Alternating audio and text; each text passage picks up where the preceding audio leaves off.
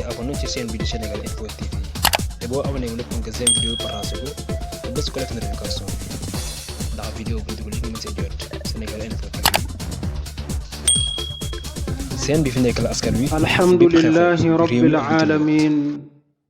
wassalatu wassalamu ala rasulillah